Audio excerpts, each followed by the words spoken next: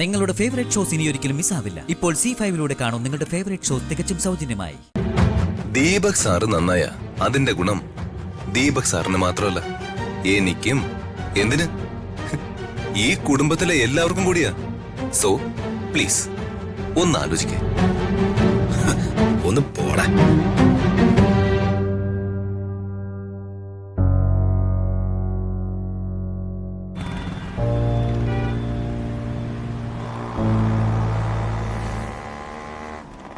Madam ഇങ്ങനെ മിണ്ടാതിരുന്ന എന്താ ചെയ്യാ?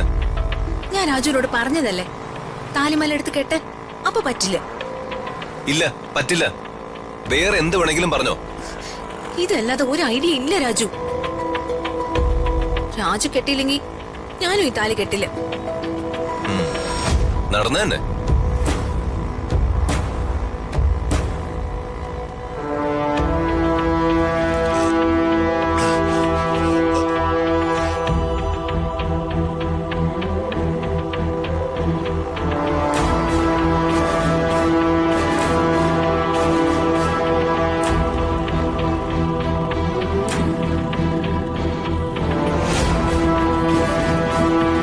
രാജു മേഡം ഒന്നിറങ്ങി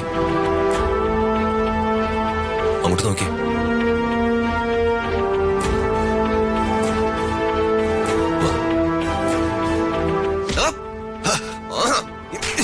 മാല പൊടിച്ചിട്ട് ഇവിടെ നിൽക്കണ. ഒരു പെണ്ണിന്റെ കഴുത്തിലെ താലി പൊട്ടിച്ചോണ്ട് പോവാൻ നിനക്ക് മനുഷ്യത്തില്ലേടാ കള്ള. അയ്യോ മാഡം, എന്നെ കള്ളാന്നൊന്നും വിളിക്കല്ലേ. പിന്നെ മാല പൊട്ടിച്ചോണ്ട് പോയ എന്നെ പുണ്യാളെന്ന് വിളിക്കാം. ഒരു തരത്തില് ഈ താലിമാല രാജുവിനെ കണ്ട് കഴുത്തിൽ ഇടിയിച്ചത്.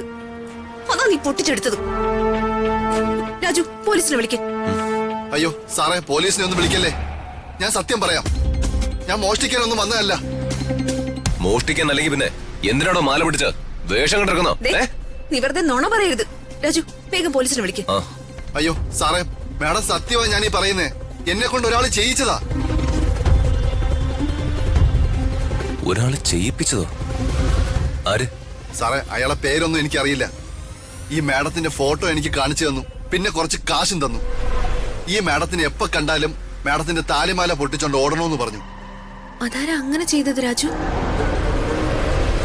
അതാ ഞാനും ആലോചിക്കുന്നത്. ആരായിരിക്കും?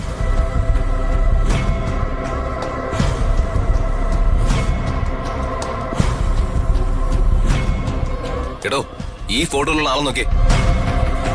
അതെ സാറേ, അതെ സാറേ, ഇയാള് തന്നെയാ. തമ്പയ്ക്കോ, ഇനി തന്നെ ഈ പരിസരത്ത് കണ്ടാ ഓക്കെടോ.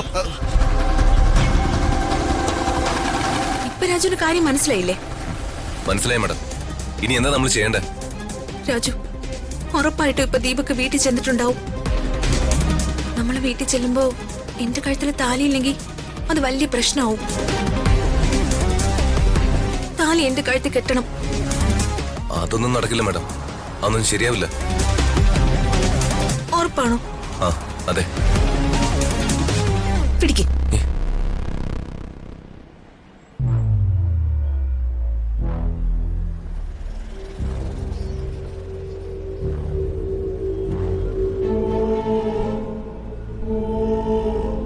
ഇപ്പൊ സമാധാനായല്ലോ?